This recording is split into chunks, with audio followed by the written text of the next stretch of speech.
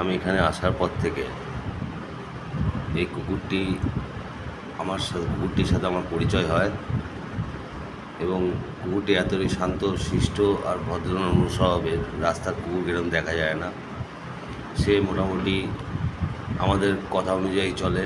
যখন খিদে পায় আমার কাছে আসে, আমি তাকে খাবার যতটুকু পারি আমার নিজের তরফ থেকে, কিংবা এই ছোটো ভাইটি রয়েছে যে ওর কাঁধের উপর পিঠের উপর বসে আছে, তাকেও দেখুন কিছু বলল না। এবং সেও প্রচণ্ড ভালোবাসে এই কুকুরটিকে। আর কুকুরটি খুবই বাধ্য, মানে দেশি কুকুর যে এত বাধ্য হয় তা আমার জানা ছিল না।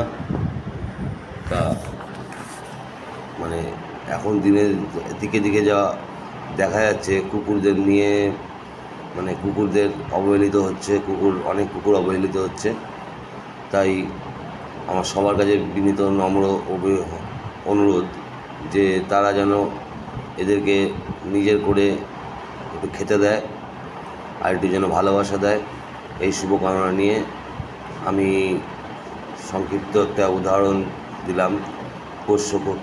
বাড়িতে তো অনেকে পোষ্য কুকুর পোষেন, তাদেরকেও খেতে দেন, কিন্তু এই রাস্তার কুকুরদের কেউই খেতে দেয় না। কিন্তু এরাও খুবই বাধ্য হয়ে থাকে মানুষের কাছে।